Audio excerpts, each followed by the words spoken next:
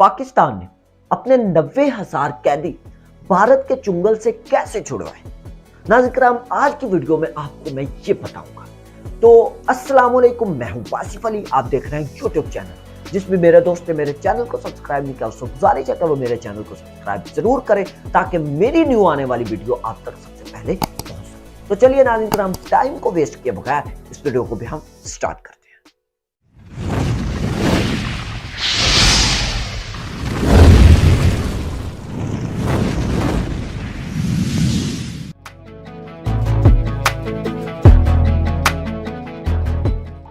सानिया मशरकी पाकिस्तान के चंद माह बाद तक पाकिस्तान में मार्शल लॉ नाफिज रहा था। Zulfikar Ali Bhutto chief martial law administrator रहे और दस्तूर साज असेंबली के सरबराह भी रहे थे। पाकिस्तान के 90,000 फौजी और मशरकी पाकिस्तान का 4 किलोमीटर का एरिया भारत के कब्जे में था। इन्हीं मामलात के हल के लिए 1972 में भुट्टो ने भारत के साथ शिमला मुआहिदा तय किया। उन्होंने मुज़ाकरात के जरिए भारत से 13,000 मुरब्बा किलोमीटर का इलाका पाकिस्तान में वापस ले लिया। अब नाज़रीन किराम, इलाका जमीन तो हमने वापस ले ली, लेकिन मसला यहां पर यह था कि 90,000 कैदियों को वापस कैसे लें। भुट्टो ने चीन के जरिए अक़वाम मुत्तहिदा में बांग्लादेश का रास्ता रोक लिया। उन्होंने भारत के साथ ये मुआहदे किए कि अगर भारत पाकिस्तान के 90,000 कैदी छोड़ दे तो चीन बांग्लादेश का रास्ता नहीं रोकेगा। ये नाज़रीन किराम दबाव यहां पर काम कर गया था और पाकिस्तान के 90,000 कैदी रिहा होकर पाकिस्तान आ गए थे। 1971 की जंग में चूंकि अमेरिका ने पाकिस्तान की किसी किस्म की कोई मदद नहीं की थी, इसलिए पाकिस्तान ने अमेरिका से किए गए सीटों और सेंटों के मुआहदों को तोड़ दिया।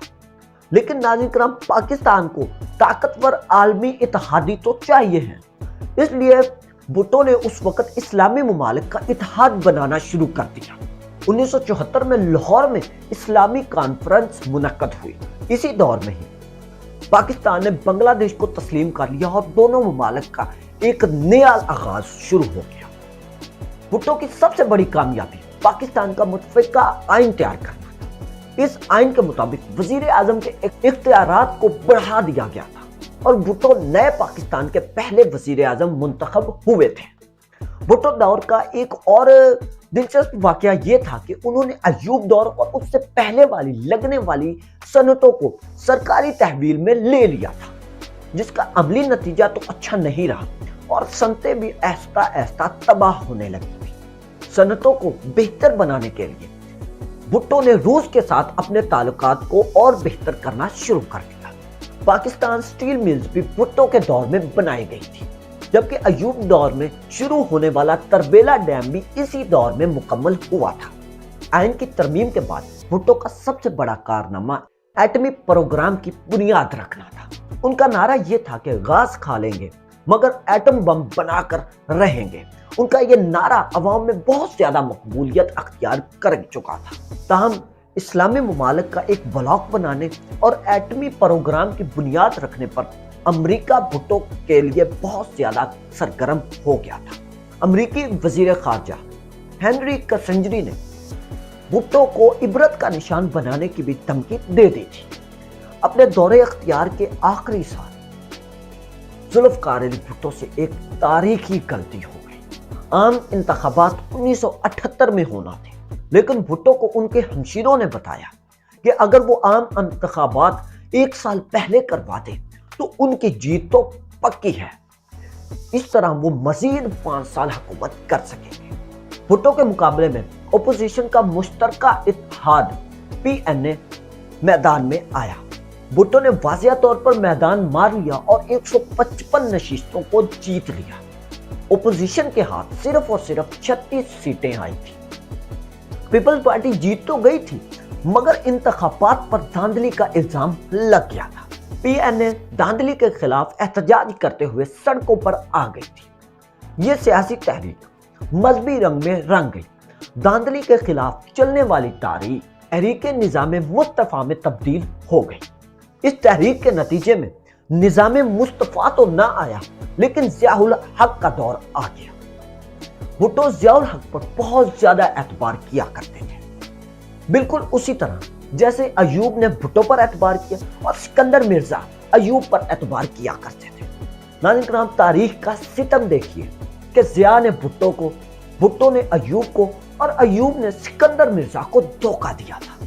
सच है कि ताकत के खेल में इखलाकियात नाम का कोई हथियार नहीं होता। ज़िया ने मार्शल लॉ नाफिज करते हुए भुट्टो को गिरफ्तार कर लिया था।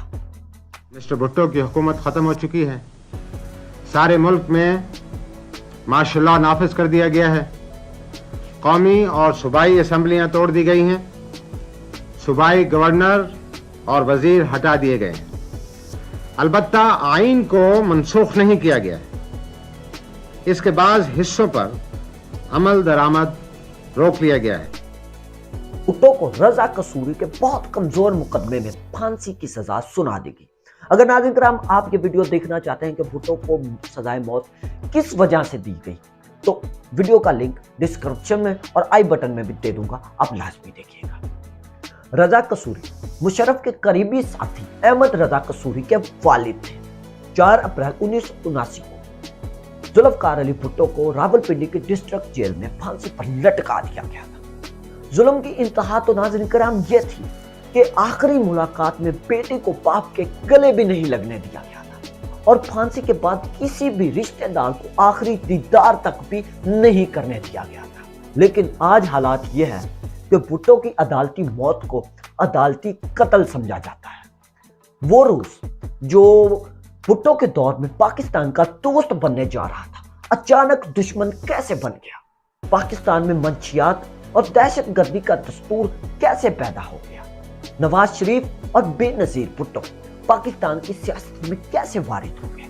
ऐसे और ऐसे बहुत से सवाल हैं जो आपको मेरे इस चैनल पर मिल सकते हैं। तो नाज़रीन किराम, आप मेरे चैनल को सब्सक्राइब करें और इस वीडियो के बारे में आप कमेंट लाजमी कीजिए।